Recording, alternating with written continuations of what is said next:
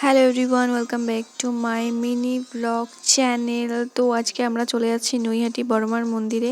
আর sorry, ব্লগগুলো upload করতে একটু দেরি হয়ে গেল, কারণ অনেক রকম কাজে বিজি ছিলাম, তার জন্য ব্লগগুলো এডিট করতে পারছিলাম না। আর ফার্স্টে ঢুকতে দেখলাম সামনের গেটটা বন্ধ, তো আমাদেরকে বলা হলো যে ওদিকে ঘুরে ঘুরে যেতে। তো ঘুরে ঘুরে যেতে যেতে আধ ঘন্টার টাইম লেগে গেলো আমাদের, ভীষণই কষ্টকর। সামনে দিয়ে আসলে মনে হয় আরও সহজ হতো ব্যাপারটা।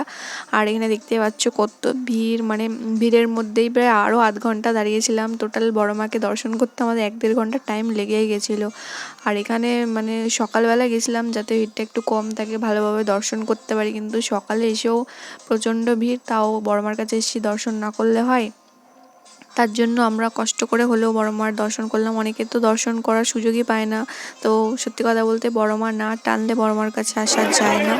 আর দেখতে পাচ্ছ কতটা কষ্ট করে আমি ভিডিও ক্লিপগুলো নিয়েছি, মানে এখানে ঠেলা মারছে, ওদিকে চলে যাচ্ছে, ওদিকে আবার ওখান থেকে এসে আবার দাঁড়িয়ে কিছুটা ফটো তুললাম। মানে এত কষ্ট করে এসেছি, আর বড় মার সাথে একটুখানি একটা ছবি না তুললে কেমন লাগে বলো। আর তারপর ওখান থেকে আসতে ইচ্ছা করছিল না, বাট তাও ওখান থেকে চলে আসতে হবে। তো এসে বাকি যেই ঠাকুরগুলো ছিল সেগুলো আমরা দেখছিলাম। তোমরা যারা এখনো আসোনি, এসো বড়মার মন্দিরে, যেখানে নিত্য পুজো হয়, দর্শন করে যাও। আর আমার এই ভিডিওটা যদি তোমাদের ভালো লাগে তাহলে লাইক করে দিও। চলো টাটা, দেখা হচ্ছে নেক্সট ভিডিওতে, বাই।